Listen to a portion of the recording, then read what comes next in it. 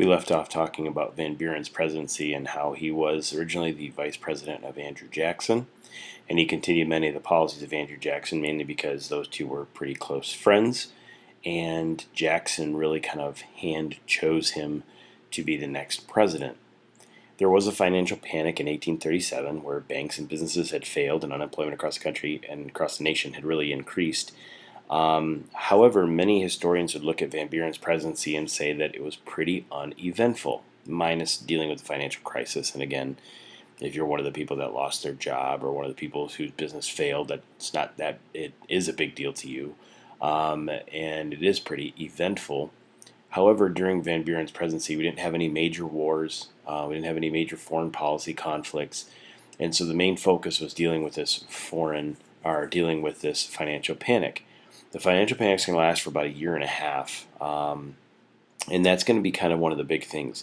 Now, as I said before, he continued many policies of Andrew Jackson. One of those policies that he continued was the Indian removal policy, which actually, even though it was authorized by Jackson, didn't really technically happen until Van Buren was presidency. So I guess that is kind of a bigger event. But again, as most historians look, Van Buren would not be rated as a very ranked as a very good president or necessarily a bad president, probably middle of the road.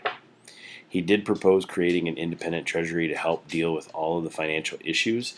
So, and basically what this means is he's trying to get the federal government to not have control of the money that's coming in and out, but actually an independent treasury that isn't necessarily run by the government, but that would eventually authorize people to be able to get loans and business loans and home loans from an actual banking system that isn't run by the government.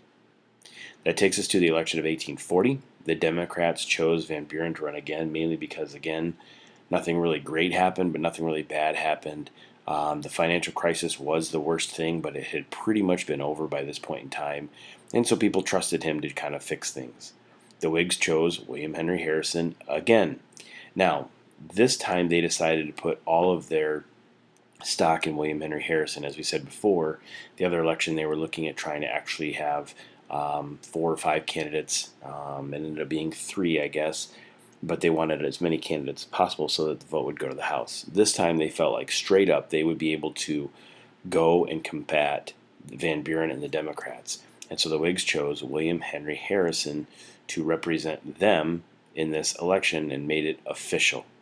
Again, they're going to be hoping to have him run under the auspice of a military hero, a war hero. That is kind of the idea that he's hoping, or that they're hoping that he runs under, and that he will have a lot of success as a result of that. So pretty much this election is going to be similar to the previous election. And that takes number 3, where the Whigs really relied on Harrison's history as a war hero to help carry them to victory. Now, it's not that if you are a military leader, you can't be a good political leader, but it doesn't always translate from one to the next. What it does is it just takes a lot of time and it takes a lot of work. And some of these individuals are very good politicians and very good military heroes. William Henry Harrison was going to be kind of iffy on having this happen. One of the big things that William Henry Harrison struggled with was his age and his health. He was in his upper 60s. And at that point in time, he would have been one of the oldest presidents. I think actually might have been the oldest president to date. But in order to balance their ticket, he chose John Tyler, William Henry Harrison did, a Virginian who was a states' rights advocate, meaning the states have more power than the federal government, and they chose him as their vice president. Now, most of the time, I don't really talk about vice presidents because in most cases, they're not super, super significant. However, in this one, he is significant.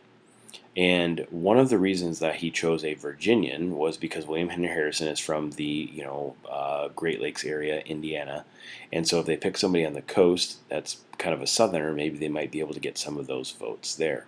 So in just a second, when I show you this political map, you might be able to figure out, okay, this is why they picked him, and here's how it helped. The Whigs presented Harrison as a humble, heroic backwoodsman. Backwoodsman mean he's from the backwoods area. He's from log cabins. He's from areas where you got to hunt to get your food. Rural areas, farming, and they symbolized by a log cabin. And one of the reasons they did this is therefore they could get people's votes that were from those backwoods areas, get people's votes um, who were not wealthy, the people who were the commoners, and they felt like there were going to be more common people in America. And so that's what they represented Harrison as. The problem is he actually came from wealth. He was actually very aristocratic, which means that he had money. And so it was kind of interesting. They tried to kind of come up with a different, way of representing him, opposite of what he actually was. The Whigs portrayed Van Buren as a rich aristocrat who was from the White House, basically kind of following along the same veins as Andrew Jackson and being like a king and being like from a palace area. And so the Whigs portrayed Van Buren as a rich aristocrat, the opposite of what Harrison is being portrayed as. The Whig slogan, which is kind of an interesting slogan, one of the more famous ones in American history, was the Log Cabin and Hard Cider Campaign. Now, here's what they meant. Log cabin meaning that William Henry Harrison was from a log cabin, and he didn't have a lot of wealth, and he didn't have a lot of things going for him, and he was a backwoodsman. And then hard cider was something that backwoods people would drink. It's basically alcoholic apple cider. Think of it like that. And it was very easy to make, and it wasn't expensive. And they weren't drinking fine wine and fine ale. They were drinking hard cider, which common people were very frequently found drinking. And so that was a log cabin hard cider campaign, which again was what they were trying to represent William Henry Harrison as. They also adopted the phrase Tippecanoe and Tyler too. Tippecanoe would refer to William Henry Harrison and his victories at Tippecanoe, and then Tyler too, obviously, is his vice president. So again, this is just kind of a nod of the hat to William Henry Harrison and his military expertise. This is a political cartoon that they would use. If you notice the hard cider, log cabin, the American flag, notice how many stars: 1, 2, 3, 4, 5, 6, 7, 8, 9, 10, 11, 12, 13, 14. 14 stars that we had at that point in time. 14 states. We had the hard cider, and then you also had, this is William Henry Harrison shaking hands, talking to people drinking hard cider. This is one of the political cartoons that they would use to represent him. And then this is another one in a Hard Cider and Log Cabin Almanac, 1841. Harrison and Tyler, and you've got Harrison here, and you've got Andrew Jackson, Martin Van Buren, a little bit on here. But again, pouring hard cider for the people. So that's what that's what their campaign slogan was. Now this is the map of the actual election. William Henry Harrison and John Tyler soundly defeated Van Buren, which is kind of interesting because you almost feel like if they would have done this 40 years earlier, they probably would have, this would have been their second time around, his re-election year. But if you look at this map, remember how we said that William Henry Harrison was from Indiana, and so he's going to win that one, and William Henry Harrison is also, his vice president is going to be from Virginia. They did not win this one. However, when you look at this, the electoral vote, 294 electoral votes, they got 80% of those, so just dominated there. The popular vote was a lot closer.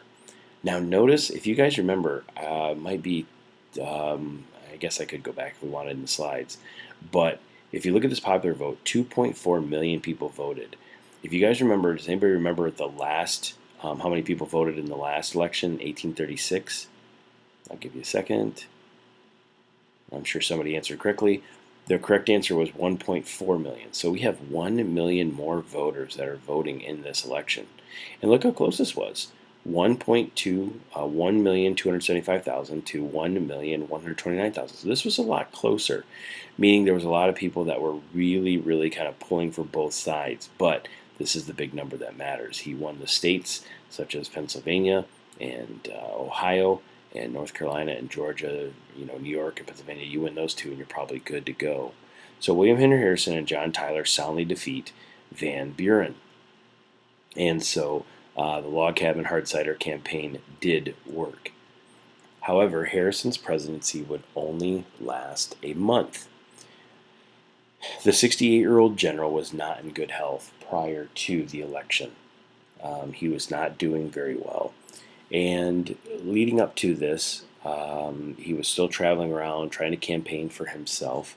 But his presidency would be the shortest in American history, only lasting a month. His inauguration speech was 2 hours long on a cold and wet day in Washington. He refused. His wife told him, please wear a coat, please wear a hat. He refused. Cranky old man. And he caught a cold and never really recovered. He had battled this cold. This cold eventually turned into pneumonia, and he became the first president to die in office. We've had a total of 8 presidents that have died, whether by natural causes or by assassination. He becomes the first, and this would be technically a natural cause that he died, but mainly because, again, he was older and he caught a cold and he caught pneumonia. And when you're older and you catch these things, and modern medicine wasn't really super fancy back then, you were pretty much doomed. And so he eventually caught pneumonia and became the first president to die in office about a month after he'd been in there. There's a picture of the death of William Henry Harrison on April 4th, 1841. A picture of him, a picture of his wife. John Tyler's in there.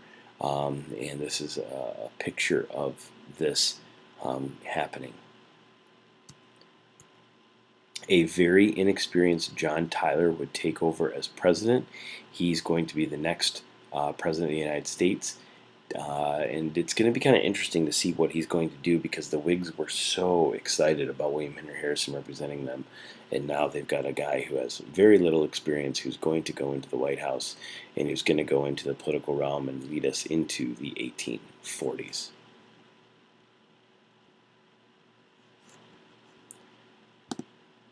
Sorry about that. So, as usual, I'll quickly skip through that. Sorry about that. Little error on my part. And let me see here. So, a very inexperienced John Tyler would take over as president and going to lead us into the 1840s. So, this is the end of the chapter. What I will be doing is I will be giving you guys a Google form test and quiz coming up, probably not this week, but at the beginning of next week. So be looking in your Google Classroom for an assignment that would be like a test and a quiz, and you will be allowed to use your notes. So if you haven't watched any of these videos, you might want to get caught up on them, and you'll be able to use your notes for that. As always, if you guys have any questions at any point in time, please email me, contact me. I'll do my best to help you out. Hope you have a great afternoon.